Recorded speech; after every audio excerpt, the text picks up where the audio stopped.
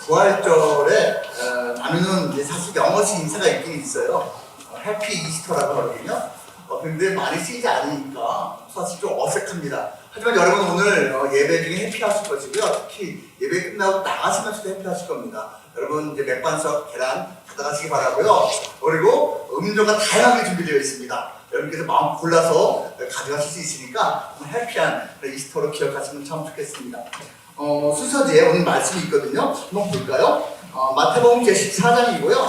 22절부터 32절인데요. 제가 먼저 읽고 그 다음에 여러분 읽으시고 우리 교대로 32절까지 읽겠습니다. 22절 제가 읽습니다. 예수께서는 곧 제자들을 재촉하여 배에 태워서 자기보다 먼저 건너편으로 가게 하시고 그동안에 무리를 헤쳐 보내셨다. 무리를 헤쳐 보내셨는데 예수께서는 따라오기로 하시고 산에 올라가셨다. 날이 이미 저물었을 때 예수께서는 홀로 거기에 계셨다. 제자들이 탄 배는 그 사이에 이미 육지에서 멀리 떨어져 있었는데 풍랑에 몹시 시달리고 있었다. 바람이 거슬러서 들어왔기 때문이다. 이른 새벽에 예수께서 바다 위로 걸어서 제자들에게로 가셨다. 제자들이 예수께서 바다 위로 걸어오시는 것을 보고 겁에 들려서 유령이다 하며 두려워서 소리를 질렀다. 예수께서 꼭 그들에게 말씀하셨다. 안심하여라. 나다. 두려워하지 마라. 베드로가 예수께 말하였다. 주님이시면 나더러 물 위로 걸어서 주님께로 오라고 명령하십시오. 예수께서 오너라 하고 말씀하셨다. 베드로는 배에서 내려 물 위로 걸어서 예수께로 갔다. 그러나 베드로는 거센 바람이 불어오는 것을 보고 무서움에 사로잡혀서 물에 빠져 들어가게 되었다. 그때 그는 주님 살려주십시오 하고 외쳤다. 예수께서 곧 손을 내밀어서 그를 붙잡고 말씀하셨다. 믿음이 적은 사람아 왜 의심하였느냐. 그리고 그들이 함께 배에 오르니 바람이 그쳤다. 아멘. 여러분 이번 4월 한 달은요 계속해서 우리 새로운 목사님들이 오셔서 또 새로운 스타일의 새로운 메시지를 전해주고 계시거든요. 여러분께서 그걸 알고 계시면 좋겠고요. 오늘 그래서 귀하게 또 새로운 분을 모셨습니다. 우리 양현주 목사님이신데요. 우리 양현주 목사님하고 아주 가까운 사이고요. 또 하나님께서 세우신 귀한 목사님이십니다. 오늘 말씀 전해주러 일부러 오셨는데요. 여러분 환영의 박수 부탁드리겠습니다.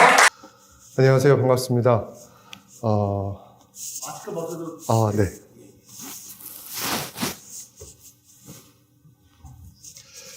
방금 목사님께서 말씀해 주셨는데요.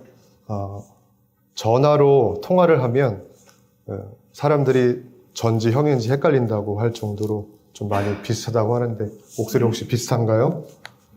아닌가요? 저는 오늘 마태복음 14장 22절에서 32절까지의 말씀을 붙들고 오늘 여러분과 함께 은혜를 나누고자 합니다. 오늘 읽지 않은 구절이 한 구절이 있는데요. 그 구절은 바로 33절인데 오늘 말씀의 핵심은 바로 이 33절에 있습니다. 33절 제가 봉독해 드리겠습니다.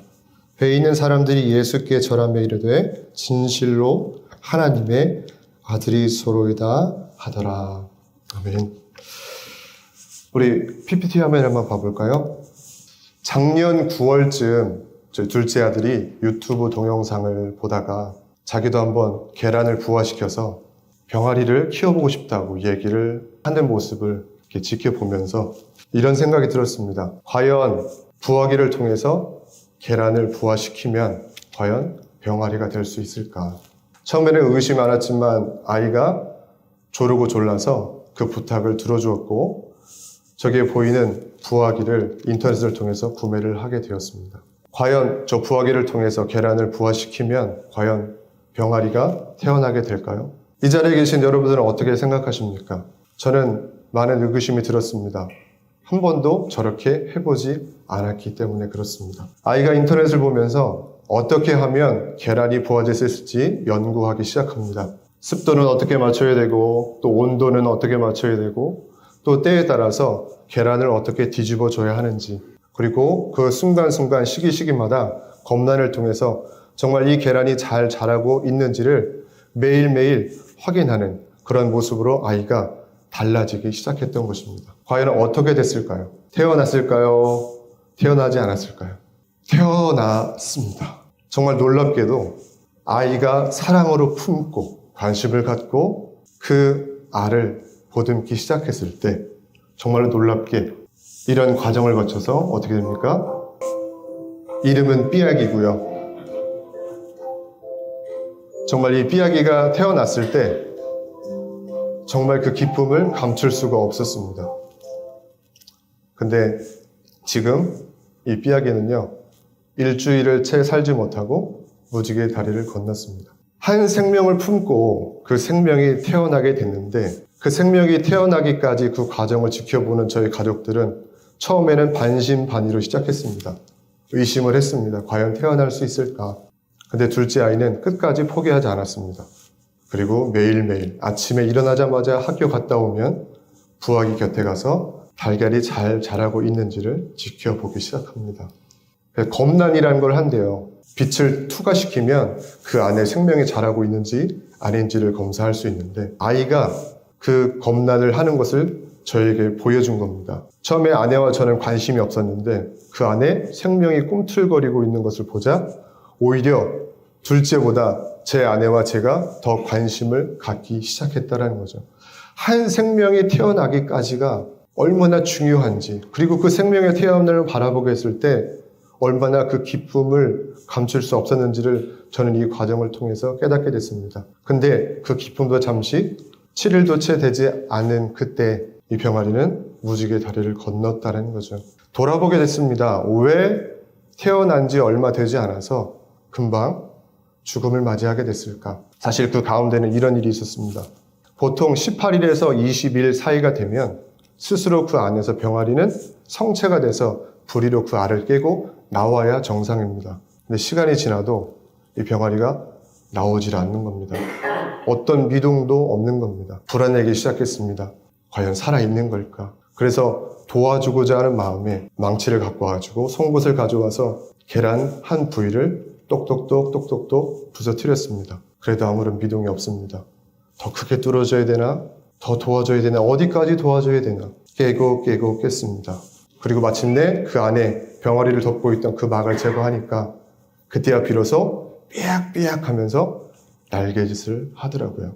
죽은 게 아니라 살았구나. 그 안도감에 가족들은 되게 기뻐했습니다. 근데 문제는 거기 있었습니다.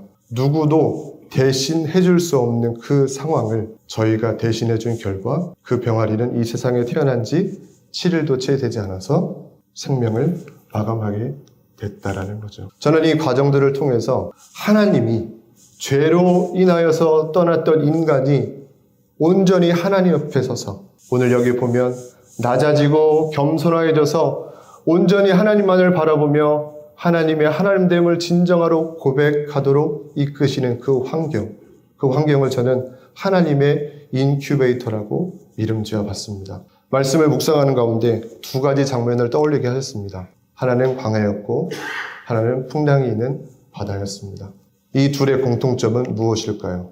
크게 네 가지로 나눠볼 수 있는데요. 첫 번째는 쉬운 길이 있음에도 불구하고 어려운 길로 이끄셨다라는 겁니다. 쉽게 갈 수 있는 그 길을 왜 하나님은 어렵게 돌고 돌아서 가나안 땅에 이르게 하셨는지, 순풍을 달아서 순풍에 돛단 듯 건너갈 수 있는 그 거리를 왜 하나님은 어려운 풍랑을 통해서 그 항해를 하게 하셨는지, 그리고 그 과정 속에서 나 자신을 철저하게 낮추시는 그 모습을 경험하게 하시는지, 그리고 그런 과정을 통해야만 했는지를 저는 오늘 말씀을 묵상하면서 깨닫게 되었는데, 그것은 뭐냐면 그때야 비로소 우리를 온전케 하시는 하나님을 바라보게 되기 때문입니다. 그때야 비로소 나를 구원하시고 모든 사망 권세를 이기시고 부활하신 그 예수님이 누구인지를 남의 이야기를 들어서 알게 된 하나님이 아니라 내가 직접 경험한 그 하나님을 진실로 고백하게 되었다는 겁니다. 오늘 이 자리에 나와서 예배를 드리시는 우리 한 사람 한 사람 마음에 손을 얹고 한번 주님께 고백해 보시기 바랍니다. 나는 예수님을 누구라고 고백하고 있는지. 그 고백은 정말 나의 시련 속에서 정말 내가 만난 그 하나님, 그 하나님을 나의 진정으로 고백하고 있는 것인지, 아니면 누군가 목사님께서 말씀하신 그 하나님, 예수님, 그 예수님이 어떠한 분이라고 말씀하셔서 그 들은 것을 가지고 나도 흉내내는 양, 그것이 나하고 아무런 상관이 없지만 예수님은 그러한 분이시래, 하나님은 그러한 분이시래, 어느덧 익숙하게 들려왔던 그것이 나의 고백이 되어가고 있진 않은지 오늘 말씀을 통해서 깊이 있게 묵상해 보고자 합니다. 그러니까 저는 이 두 가지 상황 속에서 한 가지를 택해 보았습니다.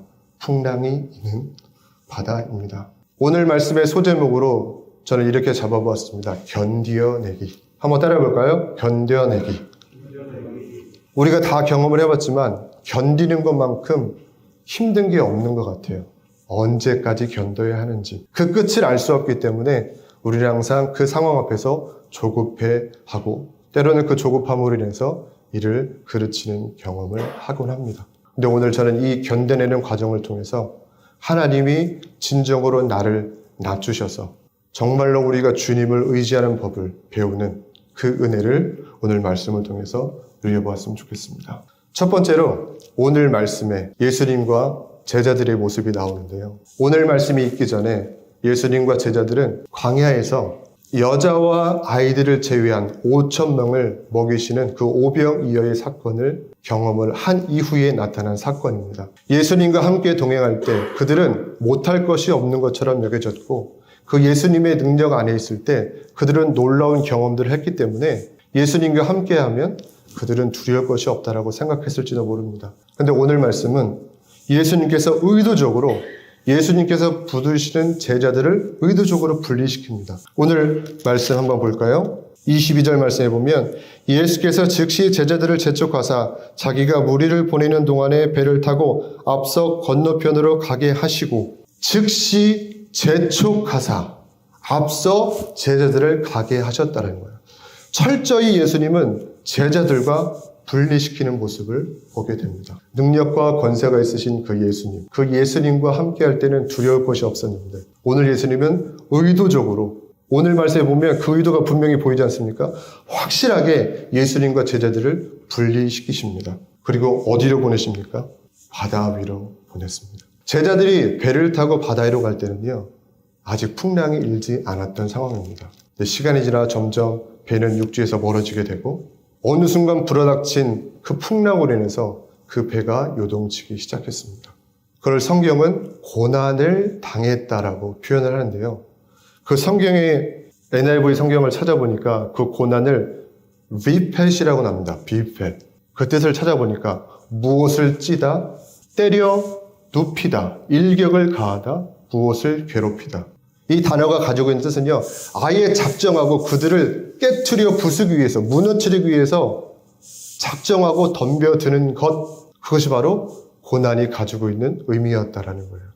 예수님이 안 계셨습니다. 제자들만으로 이 고난과 힘겨운 싸움을 해야 하는데 얼마나 힘겹고 고통스럽고 그 끝을 알 수 없기에 제자들은 더욱더 두려움 속에 사로잡히게 됩니다. 저는 이 시기를 우리의 그동안에 붙잡고 놓지 못했던 자아가 깨지고 부서지는 시기, 낮아짐을 배우는 시기라고 말씀을 드리고 싶습니다. 아까 제가 서두에 계란이 부어하는 과정 속에서 제가 한 잘못이 있었습니다. 그게 뭐예요? 스스로 깨고 나와야 될 그 껍질을 제가 대신 깨주은 결과 이 세상에 태어난 지 얼마 되지 않아서 병아리는 그 생명을 잃어버리고 말았다는 거죠. 하나님은 오늘 우리에게 진정으로 우리의 곁에 계시는 주님이 누구인지를 깨닫게 하시기 위해서 하나님은 우리의 삶에 다가오는 시련들을 통해서 우리의 굳건히 굳어져 있던 깨트리지 못할 것 같던 그 자아들을 산산이 부수고 깨트리기 시작하시는데 그 가운데서 우리가 느끼는 그 모습은 어떠한지 아십니까? 그동안에 하나님이 함께 하셨던 것처럼 느껴지지만 그 순간에는 언제 하나님이 계셨는지 알지 못하는 나만이 홀로 던져진 듯한 그런 상황으로 우리가 맞닥뜨리게 되어진다는 사실입니다. 혹시 이 자리에 계신 분들 중에 그러한 고립감, 내가 하나님을 믿고 있지만 큰 시련을 당하게 됐을 때 내 옆에 정말 하나님이 계신지 안 계신지 의심할 수밖에 없는 그런 고난을 당하신 적이 있으십니까? 이때 비로소 하나님은 우리의 굳건했던 그 자아를 만지시기 시작하신다는 겁니다. 이것은 누구도 대신해 줄 수 없는 겁니다. 오직 나와 하나님만이 단독자로 서서 그 시련 앞에서 하나님이 다루시는 것을 경험하게 된다는 거죠. 그때에 비로소 우리는 낮아짐을 경험합니다. 제가 오늘 이 자리에 서기까지 한 주간 되게 힘든 여정을 보내왔습니다. 어떤 일이 있었냐면요. 목이 너무 아파왔어요. 그리고 코에는 콧물이 흐르기 시작했습니다. 그리고 3일 전에는 너무나 몸이 아파서 아무것도 할 수 없을 정도로 누워서 지내야 했던 때도 있었습니다. 병원에 가야지 하고 회사 끝나자마자 부랴부랴 달려서 병원에 갔더니 웬걸요. 5분 지났다고 진료를 거부하는 겁니다. 몸은 아파오는데 의사의 손길이 필요한데 상황이 점점 막혀오는 듯 했습니다. 오늘 이 자리에 나와서 설교를 해야 하는데 마음에 두려움이 일기 시작하는 겁니다. 과연 설교 준비를 잘 할 수 있을까? 과연 내가 그 때까지 온전한 몸을 회복할 수 있을까? 그 다음 날이 됐습니다. 회사에 가서 일을 하는데 몸이 호전되지 않는 겁니다. 그러니까 제 모습을 본 동료들이 팀장님이 안 되겠다 싶었는지 그날은 하루 일찍 보내주더라고요. 병원 가서 치료를 받아보라고. 그래서 병원에 갔습니다. 근데 의사 선생님이 진단을 하시는데 이거는 왠지 코로나 같다고 문진표를 작성하라는 겁니다. 그 문진표를 작성하는데 보통 건강했을 때는 아니요 나오는데 다 예인 겁니다. 기침하십니까? 예. 가래 있습니까? 예. 콧물 흘립니까? 예. 몸살 기운 있습니까? 예. 그걸 체크하면 체크할수록 제 마음이 어떻겠습니까? 드디어 올 것이 왔나? 확진이 되면 어떻게 됩니까? 일주일간 격리해야 되지 않습니까? 그럼 여기에 못 오게 됩니다. 그 검사 결과가 나오기까지 제 마음이 어떻겠습니까? 두려워지더라고요. 초조해지더라고요. 그리고 항소 진단 키트를 가지고 검사를 하고 이제 결과가 나오기를 기다리게 됐습니다. 그 결과가 어떻게 됐을까요? 양성이 나왔을까요? 음성이 나왔을까요? 양성이 나왔으면 제가 이 자리에 있지 않았겠죠. 제 마음속에 그 순간 결과가 나오기 전에 어떤 마음이 들었냐면 제가 오늘 이 자리에 서는 것이 내가 원해서인가? 나의 어떠한 삶의 영위를 위해서인가? 아니면 정말 하나님께서 나를 부르셔서 뭔가 새 일을 행하시기 위해서 나를 세우시는 것인가를 다시금 고민하게 됐습니다. 하나님의 뜻이라면 어떠한 결과든 겸허히 받아들이고자 하는 마음이 준비되기 시작했습니다. 그리고 그 결과를 보고 나서 제 마음이 어떻겠습니까? 모든 두려움, 염려, 의심이 사라지고 평안 가운데 임하게 되는 은혜를 누리게 됐습니다. 이토록 고난은 중요합니다. 특별히 남이 경험한 그 고난을 통해서 만난 하나님, 예수님이 중요한 것이 아니라 정말 나의 삶 속에서 경험되어진 그 시련과 고난을 통해서 비로소 만나게 되는 그 하나님을 고백하게 될 때야 비로소 우리의 믿음은 자라게 되고 성장하게 되고 굳건해지게 되는 것입니다. 그때야 비로소 누구를 바라보게 돼요? 그동안 보이지 않았던 그러나 언제나 항상 함께 계셨던 주님을 바라보게 되는 것입니다. 오늘 풍랑이는 바람 속에 베드로와 제자는 그 풍랑 속에서 살아남기 위해서 몸부림을 쳤습니다. 그러나 그곳에 주님은 없는 것처럼 여겨졌죠. 근데 어느 순간 그들 곁에 계신 주님을 바라보게 됩니다. 제자들이 예수님의 걸어오심을 보고. 근데 오늘 말씀은 이렇게 얘기합니다. 예수님이 그들 가운데 걸어오심을 봤지만 그 예수님을 누구라고 여겼냐면 유령이라고 여겼습니다. 뭔가 제자들에게도 예수님이 오시니까 이제 안심할 수 있을 거라고 생각했는데 오히려 예수님이 걸어오심을 보고 유령으로 착각해서 오히려 더 두려워졌다라고 성경은 기록을 해요. 자, 이때까지도 제자들이 가지고 있는 믿음은요, 아직 온전하지 못했습니다. 예수님은 유유히 그 풍랑 위를 걸어오고 계시는데 제자들은 풍랑 위를 걸어오시는 예수님을 보고도 여전히 두려워 떨고 있었다는 겁니다. 그럼 예수님의 믿음과 제자들의 믿음에는 어떠한 차이가 있었던 것일까요? 풍랑 위를 걸어오시는 예수님을 보면서 그 제자들 중에 한 사람 베드로가 오늘 말씀에서 이렇게 고백합니다. 만일 주님이시거든 나로 명하여 무리를 걸어오게 하소서. 한번 따라하겠습니다. 만일 주님이시거든 나로 하여금 무리를 걸어가게 하소서. 자, 이 과정을 통해서 주님은 이렇게 명하셨습니다. 오라. 저는 이 말씀에 깊은 충격을 받았습니다. 그게 뭐냐면 오라라는 것은요, 지금 이 고난의 상황 가운데에서 베드로를 통해서 예수님이 무엇을 요구하고 계시는가? 순종을 요구하고 계시는 거거든요. 이 순종이라는 것은 무엇이냐면 내가 주님을 의지하겠다라는 우리의 믿음의 행동인 것입니다. 지금 예수님과 베드로는 똑같은 풍랑 위에 있었지만 여전히 풍랑 가운데서도 요동치 않으시는 그 예수님의 모습과 여전히 풍랑 가운데서 그 풍랑 때문에 위태로워서 두렵고 떨고 있는 이 베드로, 그 가운데에서 그 예수님의 권위 안으로, 그 권세 안으로 오늘 예수님은 베드로를 초청하고 계셨다는 거예요. 그 초청에 응답하는 것이 바로 순종인 줄 믿습니다. 근데 그때 놀라운 일이 일어납니다. 베드로가 어떻게 돼요? 무리를 걷습니다. 근데 우리는 잘 압니다. 곧 풍랑이 있는 파도를 보고 다시금 물속에 빠지죠. 그러면 실패한 것입니까? 그러면 베드로가 잘못한 것입니까? 그게 바로 저와 우리의 모습이라는 거죠. 예수님을 믿어도 두려움이 몰려오면 약해지는 것이 우리입니다. 근데 중요한 것은 그 가운데 누가 계시다는 것을 믿는 거예요? 바라보는 거예요? 예수님이 있다는 것을 바라보는 것입니다. 이게 우리의 믿음을 온전케 하는 것입니다. 한번 따라해 볼까요? 일시적이지만 베드로에게는 온전한 믿음에 보였다. 예, 무리를 걸었으니까. 이 세상에 어떤 사람도 베드로처럼 무리를 걸어본 적 있으십니까?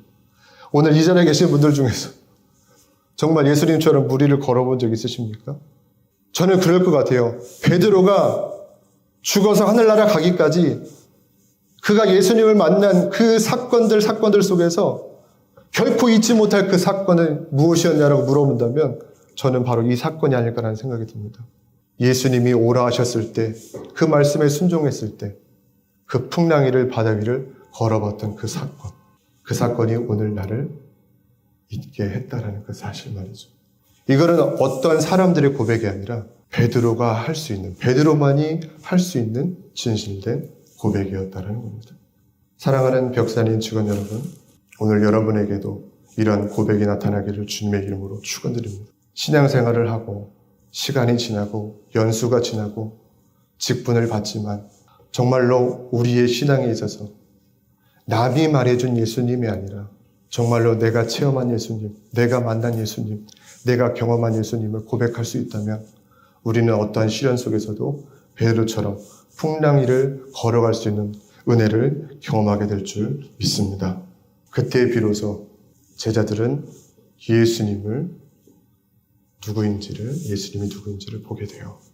그때 비로소 내 옆에 계셨던 예수님이 누구인지를 바로 보게 되고 그들은 진실로 하나님의 아들이었다라고 고백하게 되는 그 모습을 보게 됩니다. 이때야 비로소 우리가 새롭게 거듭남을 경험하게 되는 거예요. 이게 바로 진짜 믿음입니다. 예전에 진짜 가짜라는 것이 막 유행하던 시기가 있었는데 가짜는요 요란합니다. 진짜가 아님을 숨겨야 되기 때문에. 그래서 그 안에는 아무것도 없지만 겉을 화려하게 포장합니다. 이게 진짜인 것처럼. 근데 진짜는요 밖에서 돌아다니는 쓰레기통에 던져진 비닐봉지로 감싸더라도 겉은 값싸게 보일지 몰라도 그 안에 있는 것은 진짜이기 때문에 결코 화려하게 치장하지 않아도 됩니다. 남들이 어떻게 볼까에 대해서 주눅들지 않아도 됩니다. 왜냐하면 진짜이기 때문입니다. 누가 너의 믿음이 어떠냐고 물어본다면, 오늘 우리의 믿음이 어떠냐고 물어본다면, 우리 안에 진짜가 있다면 그러한 물음에 위축될 이유가 없습니다. 오히려 우리는 담대하게 그 믿음을 증거할 수 있게 되는 거죠.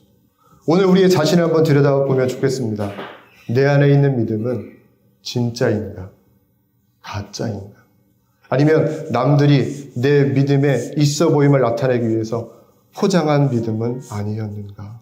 이 물음은 오늘 우리의 신앙 생활에 있어서 너무나 중요한 물음 같습니다. 왜냐하면 그 믿음이 탄로나고 그 믿음이 진짜인지 가짜인지가 언제 드러나기 때문에 그래요? 시련에 던져놓으면, 우리가 고난 가운데 던져지게 되면 누가 가장 잘합니까? 바로 나죠. 남들은 속일 수 있어도 하나님과 나 자신을 속일 수 없는 것처럼 오늘 우리에게 진실로 필요한 믿음, 정말로 실현되고 발현되어야 될 믿음은 바로 예수님이 누구인지를 남이 아닌 나의 입술로 고백하는 그 믿음이 아닐까라는 생각이 듭니다. 정말로 예수님께서 제자들을 그 풍랑으로 보낼 때 그 마음이 어떻겠습니까? 아버지라면 자녀가 고난받는 것을 좋아하겠습니까? 웃고 그냥 넘기겠습니까? 차라리 내가 고난받으면 받았지 내 자녀가 고난받는 것을 싫어하는 것이 부모님의 마음 아니겠습니까? 근데 그런 걸 알면서도 왜 예수님은 제자들을 풍랑 가운데로 보내셔야만 했는가라는 거죠.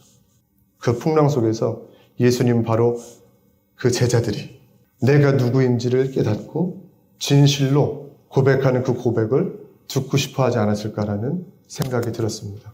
주님은 그리스도이십니다. 살아계신 하나님의 아들이십니다. 헌금을 많이 드리고 예배를 열심히 드리고 새벽 기도에 참석하고 금요철을 드려도 그것보다도 하나님께서 가장 기뻐하시는 예배, 가장 듣고 싶어하는 그 고백이 무엇일까? 진실로 하나님이 나의 아버지십니다. 주는 그리스도시요 살아계신 하나님의 아들이십니다라는 이 고백이 아닐까 하는 생각이 듭니다. 이 믿음이 있을 때 우리의 삶은 놀랍게 달라지기 시작하는 겁니다. 이것이 바로 거듭남이에요. 이제는 내가 사는 것이 아니라 예수님을 믿는 믿음 안에서 사는 삶이 그 예수님을 믿는 그 믿음의 고백을 통해서 시작되기 때문에 그렇습니다. 자, 예수님을 믿게 되면 그 믿음이 생기면 우리의 삶 가운데 어떠한 변화들이 생길까요? 첫 번째는 고난에 대한 시각이 달라지기 시작합니다. 고린도전서 10장 13절 말씀에 이렇게 고백합니다. 사람이 감당할 시험 밖에는 너희에게 당할 것이 없나니 오직 하나님은 미쁘사 너희가 감당치 못할 시험 당함을 허락지 아니하시고 시험 당할 즈음에 또한 피할 길을 내사 너희로 능히 감당하게 하시느니라. 아멘. 고난에 대한 시각이 달라진다는 거죠. 예전에 고난이 당하면 그 고난의 깊이와 크기와 무게 때문에 두렵고 떨리고 힘겨움을 경험했다면 이제는 그 두려움은 내가 감당하지 못할 것이 아니라 한번 따라하겠습니다. 감당할 수 있다라는 것을 깨닫게 됩니다. 자, 내가 풀지 못할 것이라는 문제를 붙들고 씨름하는 거랑 이것은 내가 풀 수 있다라고 믿고 문제를 푸는 거랑 그 문제를 풀 때 그 마음이 어떻겠습니까? 고난도 마찬가지입니다. 우리가 주님을 향한 그 믿음이 형성되기 전까지는 그 모든 고난 앞에 굴복당할 수밖에 없었던 것이 나의 연약한 모습이었다면 이제 예수님을 믿는 믿음으로 새롭게 변화된 우리에게는요, 이제는 내 힘으로 그 고난을 맞서 견뎌내는 것이 아니라 그 옆에서 누가 도와주시는 것을 경험하게 돼요? 주님이 도와주시는 것을 보게 된다는 거죠. 그래서 신앙생활을 이렇게 많이 하시고 또 그러한 고난 가운데서 은혜를 경험하신 분들은 이렇게 고백하는 경우를 많이 봐요. 내 힘으로 했나요? 주님이 하셨죠. 자, 이 고백은 단순한 고백 같지만 그 가운데 이분은 엄청난 고난 가운데서 씨름을 하셨다는 거예요. 진리는 단순합니다. 그러나 그 단순한 진리는 엄청난 파워가 있습니다. 그분은 그 고난 속에서 누구를 만났기 때문에요? 주님을 만났으니까요. 저는 이것이 믿음의 엄청난 능력이라고 생각합니다. 내가 믿는 예수님을 믿긴 하지만 항상 그 가운데 미심쩍음이 있다면 우리는 그분의 말씀 앞에 온전한 순종으로 나아가지 못할 겁니다. 그러나 중요한 것은 우리 안에 예수님의 믿음이 우리 안에 거하게 된다면 예수님의 믿음이 나의 믿음이 되어질 수만 있다면 이제는 어떠한 풍랑도 두렵지 않게 된다는 거죠. 오늘 여러분에게도 예수님의 믿음이 나의 믿음이 되는 놀라운 역사를 일어나기를 주님의 이름으로 축원합니다. 이 두 번째가 나타나는 것이 바로 내 힘이 아닌 주님의 힘으로 사는 삶을 경험하게 된다는 겁니다. 빌립보서 4장 13절에 이렇게 합니다. 내게 능력 주시는 자 안에서 내가 모든 것을 할 수 있느니라. 저는 오늘 이 말씀을 듣고 그 말씀대로 정말 믿음으로 나아갈 때 이 말씀이 능력이 돼서 삶 속에 구체적으로 나타나는 역사들이 나타나기를 주님의 이름으로 축원합니다. 세 번째는요, 주님과 함께 동행할 때 그 어떠한 시련 속에서도 우리는 담대함을 가질 수 있고 그 시련과 풍랑 속에서도 평안함을 누릴 수 있게 된다는 거죠. 이제는 우리의 고백이 이렇게 달라진다는 겁니다. 한번 따라해볼까요? 할 수 있거든이 무슨 말이냐? 믿는 자에게는 능히 하지 못할 일이 없느니라. 그러면 물어볼게요. 정말 이게 가능할까요? 이게 정말 우리의 삶 가운데 가능할까요? 이렇게 물어보면 글쎄요. 먼저 이 말씀을 받아들이는 우리에게 여전히 뭐가 남아있습니까? 의심이라는 것이 남아있습니다. 근데 이 과정을 통과하신 사람이라면 우리는 이렇게 고백할 수 있습니다. 여전히 나에게는 의심이 남아있지만, 여전히 내 앞길에는 의심의 구름으로 가득 차 있지만, 그럼에도 불구하고 순종하겠습니다라는 고백이 나오게 된다는 그 순종을 통해서 우리의 믿음은 자라게 된다는 거죠. 오늘 나에게 적용해 보겠습니다. 이것이 가장 중요한 거다. 첫 번째, 한번 따라하겠습니다. 내가 감당할 시련을 남에게 전가하지 맙시다. 회사에서 업무가 과중하다고 그 과중한 업무를 옆에 부하 직원에게 맡기지 맙시다. 어떻게 보면 나에게 맡겨진 것들이 때로는 나에게 부담으로 다가올 수 있을 겁니다.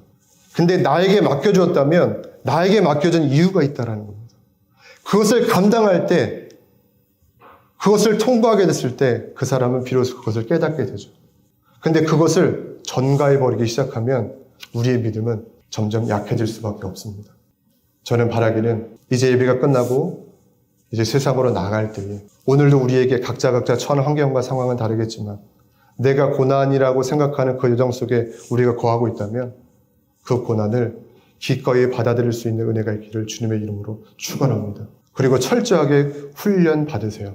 아, 하나님이 이 고난을 통해서 나를 훈련하고 계시는구나. 그런 믿음을 가지고 겸허히 그 고난을 받아들일 수 있는 은혜가 있기를 주님의 이름으로 축원드립니다. 그래서 한번 씨름해 보세요. 철저하게 부딪혀 보시기 바랍니다. 그럴 때 정말 내 옆에 주님이 계신지 계시지 않은지를 베드로처럼 제자들처럼 목도하게 되는 그때가 온다라는 거죠. 그때까지 우리에게 필요한 것이 무엇입니까? 바로 견뎌내는 겁니다. 이 견뎌내는 시기를 그 누구에게도 전가하지 않으시기를 주님의 이름으로 축원드립니다. 이걸 내 걸로 만들어야 됩니다. 그 누구에게도 빼앗기지 않을 소중한 것으로 여기고 그것을 받아들이면서 견뎌내셔야 돼요. 그럴 때 비로소 우리는 우리와 함께 하시는 주님을 바라보게 되는 거죠. 자, 오늘 이 문제를 내고 오늘 말씀 마치도록 하겠습니다. 자, 가장 안전한 곳을 찾아보세요. 자, 지금 풍랑이 일고 배는 요동하고 있습니다. 제자들은 사투를 벌이고 있습니다. 자, 1번. 풍랑으로 흔들리는 배 위. 2번. 출렁이는 파도 위. 아니면 파도 속. 이 셋 중에서 가장 안전한 곳은 어디일까요? 한번 찾아보시기 바랍니다. 어떤 분은 웃으실 겁니다. 저기 안전한 곳이 어디 있어? 다 위험하지. 제가 질문을 잘못했습니다. 자, 예수님이 함께 하실 때 가장 안전한 곳은 어디일까요? 그럼 상황이 달라졌습니다. 전에는 예수님이 없었는데 지금 예수님이 등장했습니다. 자, 그럼 1번입니까? 2번입니까? 3번입니까? 예수님이 함께 하실 때 가장 안전한 곳은 어디입니까? 한번 스스로 답을 해보시기 바랍니다. 우리 앞에 목사님 두 분 계신데 우리 박태영 목사님 가장 안전한 곳이 어디입니까? 어디라고 생각하세요? 3번이요. 아, 3번. 네, 깊은 물속. 네, 우리 양희주 목사님은 어디가 가장 안전할 것이라고 생각합니까? 그러면 이 자리에 한번 용기를 내서 한번 제가 한번 말씀해 보겠습니다 하신 분 계십니까? 어디가 가장 안전한 곳일까요? 저는 이 문제를 내면서 뒤통수를 한 대 딱 맞았습니다. 그러면서 이러한 깨달음을 얻게 됐습니다. 예수님이 계신 곳은 그곳이 어디든 그곳이 가장 안전합니다. 이게 믿음입니다. 내 눈에 보기에는 각자 상황이 위태로움이 달라 보이고 이곳이 조금 더 안전할 거라고 하면서 다른 상황에 비해서 안도할지 모르겠지만 저 상황들은 다 위태롭습니다. 저 풍랑이 끊이지 않는 한, 끝이지 않는 한 그 어떤 상황도 우리의 생명을 담보할 수 없습니다. 근데 주님이 함께 하시면 그 어떠한 곳이든 가장 안전한 곳이 될 수 있다라는 믿음, 그 믿음이 진짜인 겁니다. 저는 오늘 여러분에게 그 믿음이 나타나시기를 간절히 소원합니다. 그 믿음만 있다면 무엇이 사실 두렵겠습니까? 무엇이 염려가 되겠습니까? 오늘 예수님은 제자들에게 그 믿음을 보여주고자 하셨던 것이죠.